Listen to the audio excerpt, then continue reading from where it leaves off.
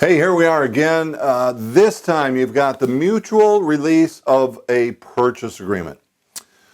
In the unfortunate circumstance, and it happens, that you put together a bottom line agreement, meeting of the minds between either your seller and someone else's buyer, or your buyer, someone else's seller. We need a mutual release of the purchase agreement. Now, the form that we want you to use is one where it actually will get the listing broker signature and the selling broker signature. Now, we do not want necessarily the agent's signature. We want either the listing broker or the selling broker. I'll come back to that when we finish this document. Now, you'll notice that this one happens to be a GMAR. Know that if this one is not available to you, we are looking for a similar one, and I'll explain that at the end.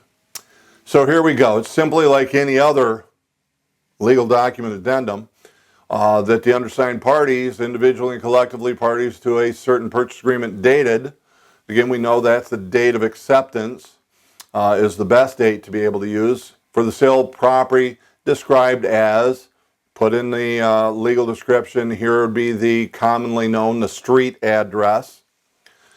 And in consideration of the mutual undertaking set forth herein, each for himself and for his heirs, executors, administrators, successors, assigns, all the legal jargon that goes with it, agree to and do hereby mutually release and discharge any and all claims, actions, causes of action, suits, debts, sums of money, accounts, or demands arising from or by virtue of said purchase agreement.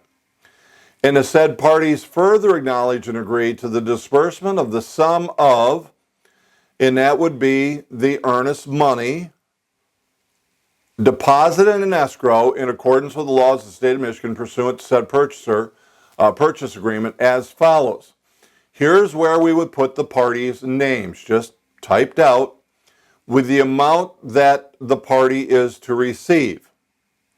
Normally, the money is going back in full to the buyer. There will be times when it's going in full to the seller. There will be times when a portion is to the buyer, a portion is to the seller. And there may be times when it's just agreed to have it released to, or a portion of, to the listing broker and or the selling broker. That's the simplicity of this.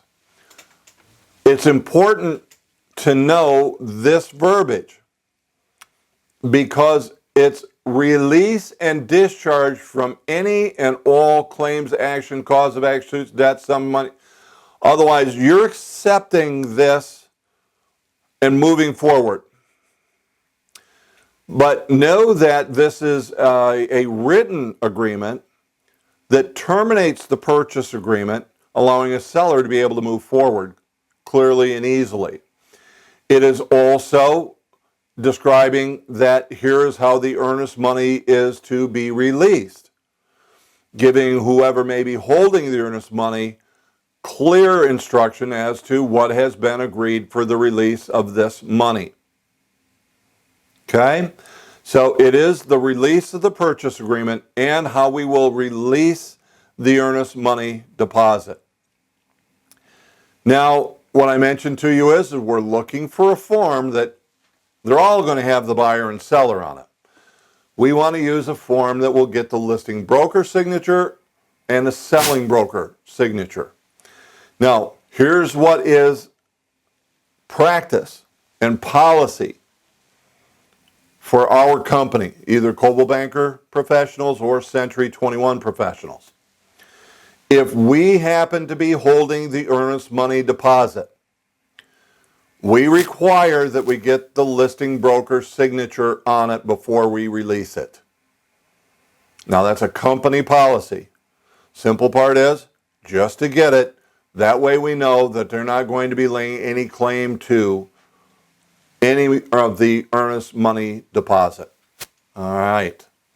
So, gang, there we go. Mutual release of a purchase agreement. Best situation, you never have to use it. But you do business at all, you'll use it. We'll run it from there. You guys have a great one. And hey, look forward to seeing you soon. But you know what to do. Go talk to people so you got reasons to use all this paperwork. Bye now.